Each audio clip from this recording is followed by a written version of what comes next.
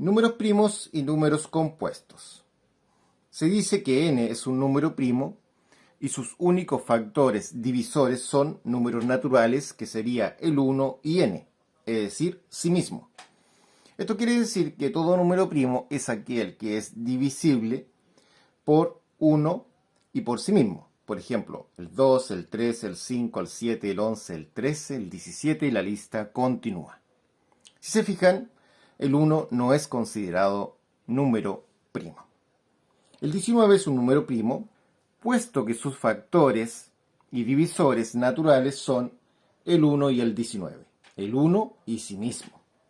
12 no es primo, se puede dividir por todos estos números. Por lo tanto, no es un número primo, sino es un número compuesto. Un número compuesto es aquel que no es primo, como el 12. Factorización prima es la representación de un número natural como el producto de factores primos. Es decir, 6 se escribe como 2 por 3. 2 y 3 son dos números primos y en sí serían los factores primos del número 6.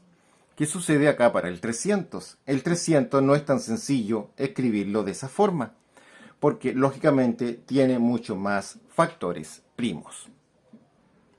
Entonces, para el 300 comenzamos con el primer de los primos, que es el 2. Lo empezamos a dividir. 300 dividido en 2, eso es 150. 150 todavía se puede dividir por el menor de los primos, que es el 2. Y eso nos daría 75. Luego el 75 ya no se puede más por el menor de los primos, que el 2. Pasamos al siguiente, que sería el 3.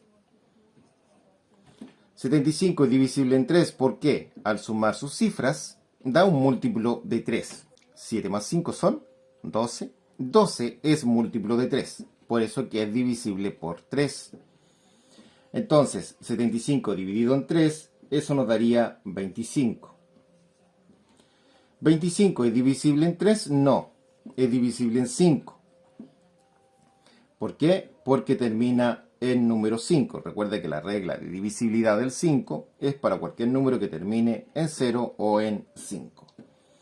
Eso nos daría 5. Y 5 es divisible solamente en 5 y nos daría 1. Y ahí terminamos. Así podemos decir que la factorización prima del 300 es 2 por 2 por 3 por 5 por 5, que serían estos números que están acá. Determine la factorización prima ahora del 120. Sería el 120, que se puede dividir por el menor de los primos, que es el 2. Eso nos daría 60. Luego, ¿puedo continuar con el 2? Claro que sí, porque termina en 0. Si termina en 0 y en un número par es divisible en 2. Y eso daría 30. Todavía podemos por 2. Eso nos da 15. El 15 ya no es divisible en 2 porque no termina ni en par ni en 0. Pero sí por 3, que es el siguiente primo. El 3 lo divide al 15. ¿Por qué? Porque 1 más 5 es 6 y 6 es múltiplo de 3. Entonces es posible por 3. 15 dividido en 3, eso nos daría 5. El 5, lógicamente, no es divisible ni por 3 ni por 2, porque tendría que ser solamente por 5. Y terminamos cuando llegamos al número 1. Así, 120 es 2 por 2 por 2 por 3 por 5. Veamos ahora 2 de práctica. ¿Cómo sería? Pueden intentar resolver estos ustedes. Factorización prima entre 504 y 675. Acá están las respuestas. ¿Cuál sería la factorización correspondiente? Bueno, pueden pausar el video y mostraré la retroalimentación ahora mismo. Entonces la retroalimentación sería la siguiente manera. Aquí tenemos el 504, lo dividimos en 2.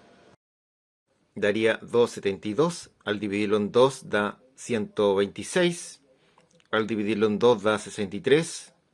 Bueno, el 63 ya no se puede más por 2, pasamos al siguiente que sería el 3. El 63 dividido en 3, eso da 21. y el 21 se puede en 3, daría 7, y el 7 en 7 da 1. Acá, el 675 dividido en 3 da 225. Recuerde, la regla de divisibilidad del 3 es que 6 más 7 más 5, si da un múltiplo de 3, es divisible en 3. El 225 dividido en 3 da 75. El 75 también se puede por 3. Al sumar las cifras da 12, ¿no es cierto? Se puede por 3. Daría 25. Y el 25 en 5, eso da 5. Finalmente, 5 en 5 daría 1. De esta forma, se establece que 504 es 2 por 2 por 2 por 3 por 3 por 7. Esa sería la factorización prima del 504. Y del 675 sería 3 por 3 por 3 por 5 por 5. También se puede decir que esto sería 2 elevado a 3 por 3 elevado a 2 por 7. Y acá 3 elevado a 3 por 5 elevado a 2. De esta forma hemos terminado. Muchas gracias.